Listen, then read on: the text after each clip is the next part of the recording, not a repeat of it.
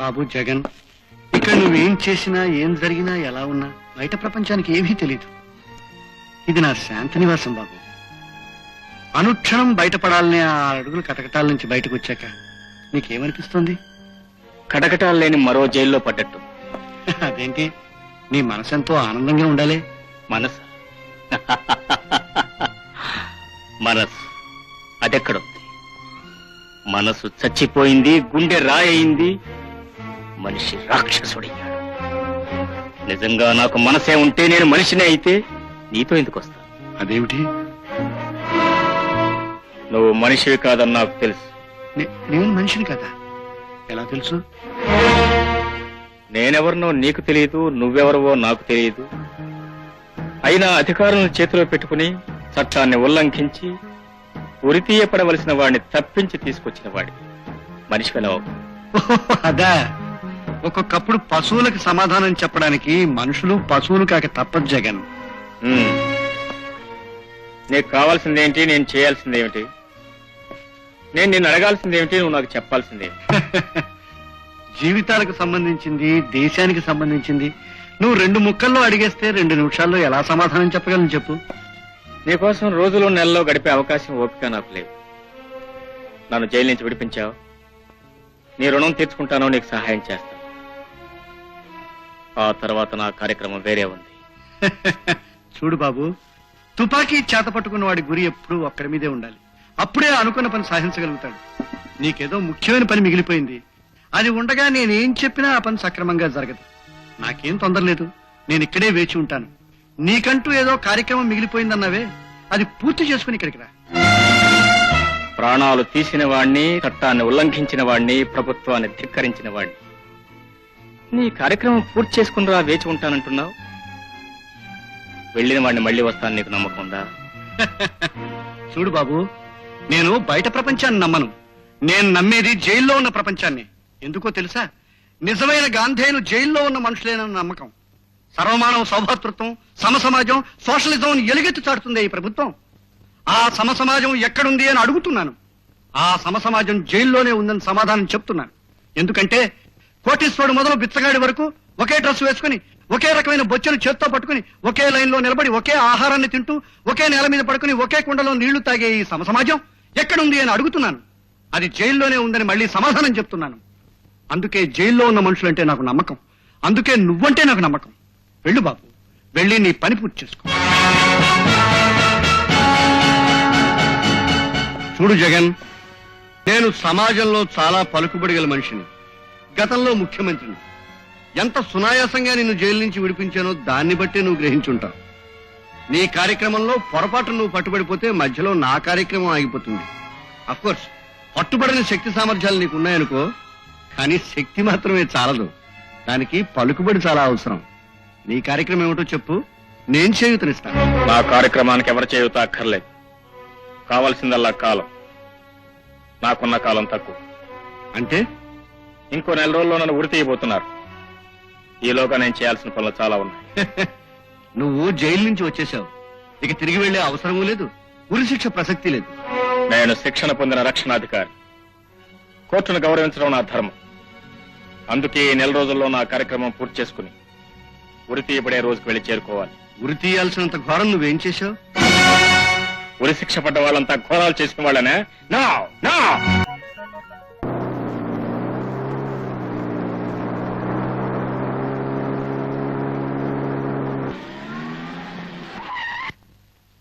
Hi,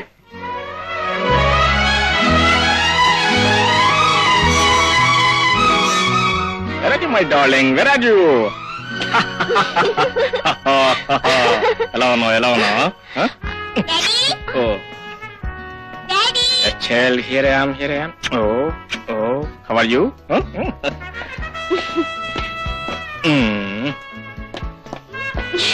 Daddy!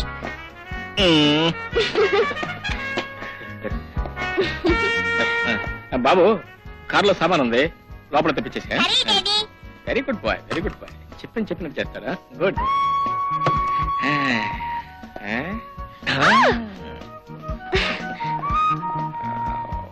Daddy! ఏం తింటావ్? ఏ లేదు బాబు, కార్లో సామాన్ ఉంది, లోపల. వచ్చేసేయ్. అప్పుడే వచ్చేసిందా? తలుపేస్తా. Okay daddy. ఏమిటి యుద్ధం చేసొచ్చారా? యుద్ధం చేయబోతున్నా. ఏ తలుపు డాడీ? ఈ తలుపా బయట తలుపా? నా తలకాయ తలుపు. సరే మీరు ముందు లేచి స్నానం చేయండి. లేకపోతే వాడే చేయించేట్టున్నాడు.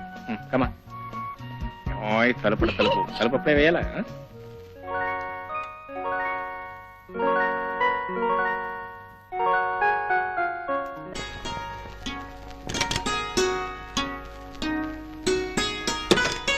బాబు ఇక్కడ పడుకుని నిద్రపోతున్నాడు.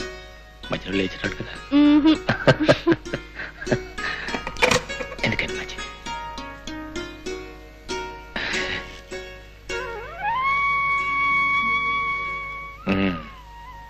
ఏం గుర్తొస్తుంది? మొదటి రాత్రి మ్మ్హ్మ్. మొదటి రాత్రి ఏమిటో అందులో ఏముంటుందో ఆ రాత్రి తెలియదుగా. మరి ఇప్పుడు తెలుస్తుంది. ఆ తర్వాత రాత్రి గుర్తుకొస్తుంది.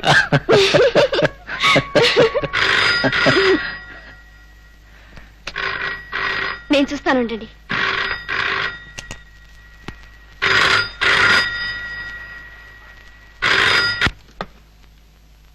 Hello, just moment. ఏమండి ఏమండి, మీకు ఢిల్లీ నుంచి ఫోన్. ఎక్కడి నుంచే? ఢిల్లీ నుంచే. ఇది Delhi. Hello, yes sir. Sir sir, all right sir. 10:30 train. I got only half an hour left sir. Okay sir. Okay sir, thanks. Thank you. ఏమిటండి? Emergency call. ఎమర్జెన్సీ కాలా? అవును, సడన్ గా సరిహద్దులో యుద్ధం ప్రారంభమైంది. ఎమర్జెన్సీ డిక్లేర్ చేశారు. ఉన్న వాళ్ళని ఉన్నట్టే బయలుదేరమన్నారు. నేను 10:30 ట్రైన్కి బయలుదేరాలి. ఇప్పుడా? ఇప్పుడే కదండి సెలవు పెట్టొచ్చారు, అప్పుడే వెళ్ళిపోతారా? పిచ్చిదా, మిలిటరీ వాళ్ళకి సెలవులు అప్లై చేయడం వరకే వాళ్ళ చేతిలో ఉంది, వాడుకోవటం వాళ్ళ చేతిలో లేదు. పోనీ నాకు ఒంట్లో బాగాలేదని ఫోన్ చేసి చెప్పండి. లేదు వసంతి, నాలో ఉన్న ప్రతి రక్తం పట్టు దేశ రక్షణకి అంకితం కావాలి. ఇన్నాళ్ళు ప్రభుత్వం నా మీద ఖర్చు పెట్టిన ప్రతి పైసా ఈ రోజు దేశ రక్షణ ఉపయోగపడాలి. నీకంటే, నాకంటే, మన బిడ్డ కంటే, నా కన్న తల్లి కంటే మాతృభూమి రక్షణ ఎక్కువ. అదే ప్రతి సైనికుడికి లక్ష్యం కావాలి. అనుకోని ప్లీజ్. ఏమండి,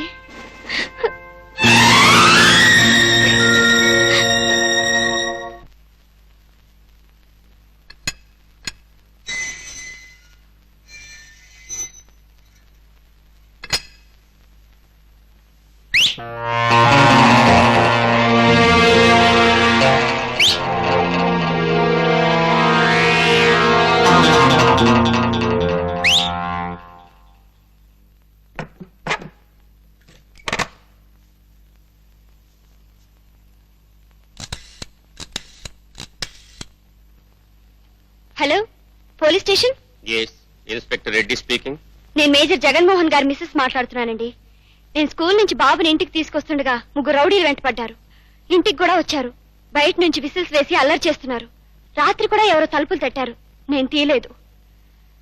కొంచెం ప్రొటెక్షన్ కావాలండి. అలాగేనమ్మా, తప్పకుండా. Thank you sir. No mention.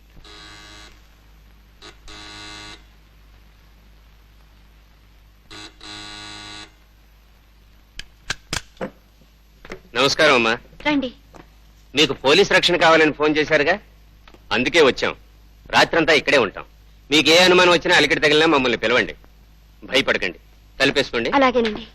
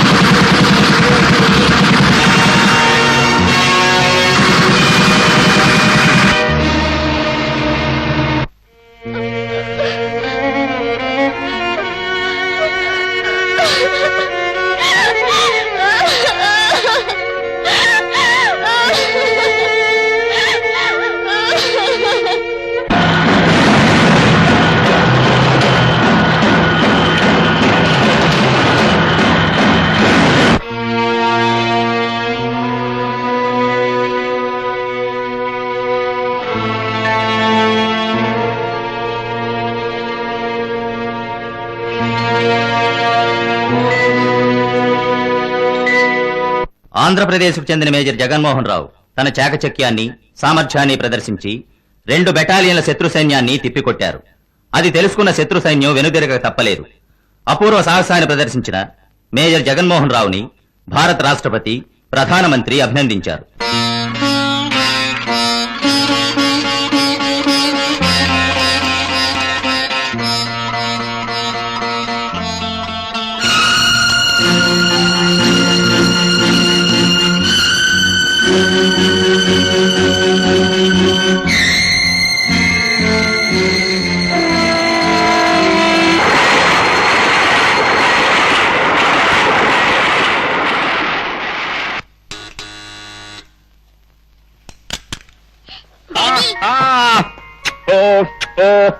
అమ్మాయిది నాన్న అయినంది డాడీ. పైన ఇదిగో బిస్కెట్ తెచ్చిండు.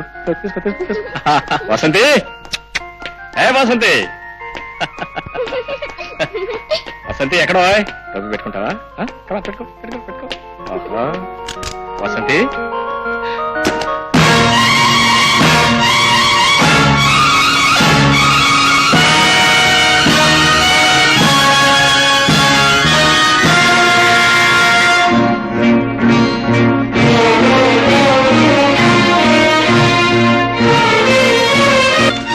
ఏమండి, దేశం కోసం నా జీవితం అంకితం కావాలి అన్నారు. నాలో ఉన్న ప్రతి రక్త బిందువు దేశ రక్షణకు ఉపయోగపడాలి అన్నారు. నిజమే, ఆ దేశం కోసం, దేశాన్ని రక్షించడం కోసం మీరు వెళ్లారు.